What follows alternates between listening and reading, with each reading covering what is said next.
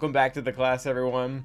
Many of us now know that legendary Bo-Katan is coming to the game through an epic confrontation. One of the reasons we know this is because we just got Paz Vizsla as a marquee character who will be needed for her event, which has me thinking he's probably not the only character we're getting for her event. And on top of that, who's it gonna be? So that is what the said speculation is going to be about on this video. We're going to dive in a little bit to what an epic confrontation it is, what they have historically meant, and what characters could be coming from The Mandalorian show. And I guess before we get into any of this, if you haven't seen The Mandalorian Season 3 in its entirety and you care about spoilers, you should probably watch that. I don't know why you haven't yet. It's been like a long time. So if you have, let's continue the video. So first off, Bo-Katan is coming as an epic confrontation. I want to get out of the way before we even jump even further and say that CG has already confirmed that she is a 7-star unlock, so we don't have to do any of the crappy farming get one after you've already gotten the character. That's already gone. But what I do want to take into account when looking at epic confrontations that have been gotten before, and we've only gotten 2, and that's General Skywalker here as well as Darth Malak, is there is typically one specific dark side mission. For General Skywalker, it is Asajj and the droids taking down the legendary character himself, as well as using a Galactic Republic squad that loosely fits the description of what happened on Kamino. I say loosely because it's not entirely accurate. Darth Malak has a very similar event. The only thing that differs between really Darth Malak and the General Skywalker event is the fact that Darth Malak allows for a range of characters that can be used in this event. Really, it's only 6 characters and you have to pick the 5, both for light side and dark side. Other than that, they're very similar. And I guess the only one thing I will say, the only reason they might have done this with Revan is because anyone who's played the KOTOR games, you kind of get to pick and choose who your buddies are. So this is very thematically accurate with those games, whereas the Epic Confrontation Clash on Kamino really is trying to go after a Clone Wars battle where these exact characters were there, or I guess they just ran out of characters as far as the light side goes, and Shock 2 is a new character at the time, so here we are. So that all being said, both of those 2 events also had new characters, not specifically made for the event itself, but they were recent enough that CG could kind of make a little bit of extra cash on the side having to do with it. And I think we are going to continue to see a theme in that. I don't think it's just going to be Paz Vizsla and a bunch of characters we have laying around. I think there's a very real possibility that we get 1, 2, or maybe even 3 new characters to really push this one home so that CG can have a good final quarter for the year. So that being said, I think the light side for this mission is very obvious as to who it's going to be and what it's going to look like. The dark side is going to get more complicated. But as far as light side, I think the requirements are probably going to look something like this. Paz is already confirmed. It makes a ton of sense. Bo-Katan Kryze herself would also make sense in kind of a similar way that we see a lot of the Galactic Legend events run, where you get to use the new skin of, say, JMK or Rey or Kylo, but underneath you have the previous character version so that you just have something functional that you can use during the event, when in reality it looks kind of cool because you're kind of taking place. And I think the battle they're going to be going after is at the very end, the epic confrontation of Season 3, which is Bo-Katan and the Mandalorians against the Imperial Remnant in all of their glory with their Mandalorian armor.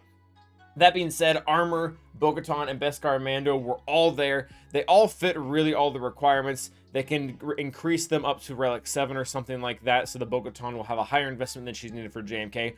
Armor hasn't been required for a single thing, so that one just makes a lot of sense.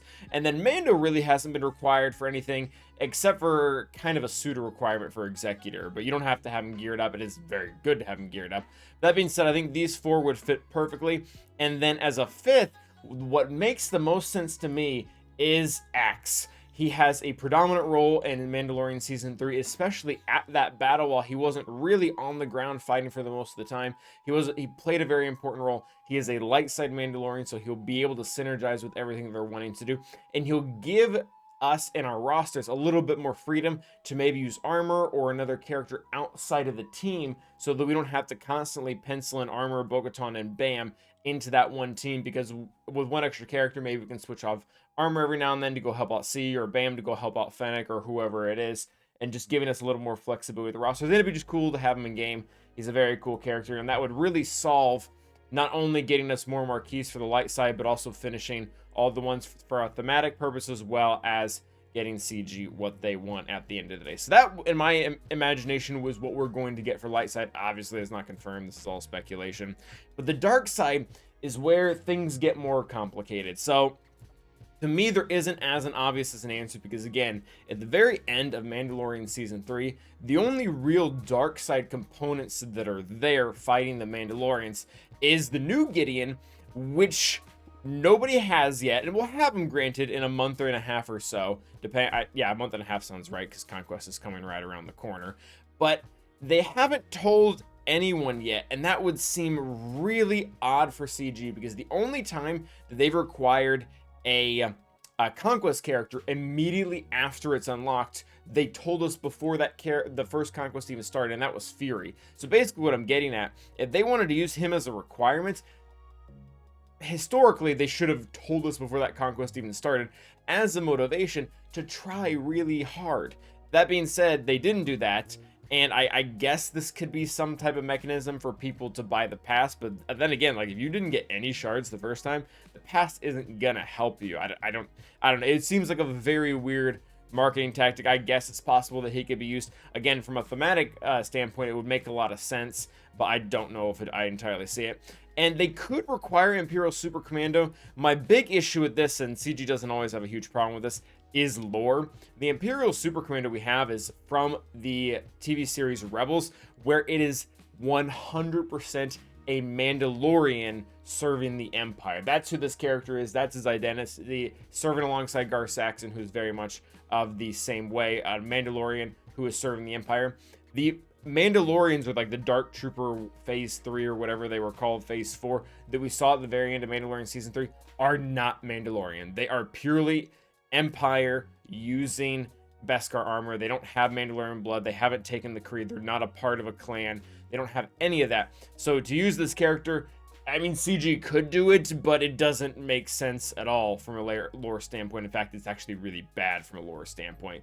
So what they could do, instead of really even having Dark Trooper Moff Gideon at all, or that kind of scene, is they could kind of backtrack through Bo's story, maybe do kind of like a season 1 or 2 thing, where we would already have to use the previous Gideon and Dark Trooper and probably Storm and Scout. And Scout's a fairly new character needed for Leia, but a lot of these other characters aren't needed for anything quite yet. In fact, to me, it's very strange that Moff Gideon, Dark Trooper, Storm, and Death Trooper aren't required for any legendary out there, especially considering we have both C and Lord Vader, who have a lot of contact with Imperials, and Stormtrooper is a fairly iconic character. Like, so many people who don't even care for Star Wars, they know who Stormtrooper is. They know that he always misses. They know that he bumped his head in that one take that didn't get taken out. Like, these have a pretty big pull with the community at large, so I'm a little shocked we haven't had them as a requirement yet. So I wouldn't be surprised to have them all 4, maybe at a higher relic level, or maybe CG will do what they did with the Malak event, where they will just combine and say, hey, on this part of the mission, you need to use light side Mandalorians, and on this part of the mission, you need to use Imperial Remnant, and they don't really care what you use. So it would give you an opportunity to use Dark Trooper, Moff Gideon, if you would so please, or not, if you don't have it already. I'm not quite sure.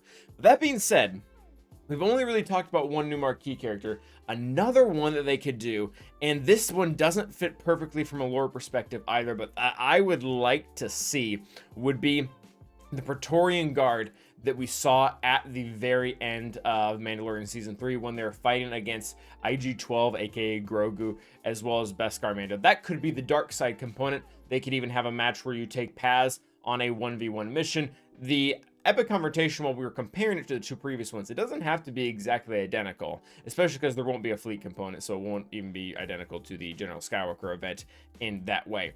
My only issue, and this isn't a real issue, this is more of a personal thing, if they were to bring the Praetorian Guard that we saw in Mandalorian Season 3, the Praetorian Guard we saw there is Imperial. It is specifically from the Empire. It, yes, does inspire and create the First Order Praetorian Guard that we're used to seeing from The Last Jedi. And the reason why I don't love that is because I would really like to see a Zori type character for the First Order so that they can be brought back into a little bit of relevance outside of Supreme Leader Kylo Ren, who is still very relevant. For those of you who are unaware, Zori came in and she breathed a ton of life into, quite frankly, the crappy Resistance squad. OG Finn and Rose were really not good characters. In fact, they were quite bad characters before Zori came into the game. Jilas came into the game, made the team significantly better, really in all game modes, and I would love to see the First Order Praetorian Guard come and do the same thing, or maybe be a precursor to Snoke in some way. And I guess CG could kind of bend, again, with lore, they could kind of bend things to work in a certain way that the Praetorian Guard could be both First Order and Empire, because they kind of fall in that in-between time. But I don't know, that seems...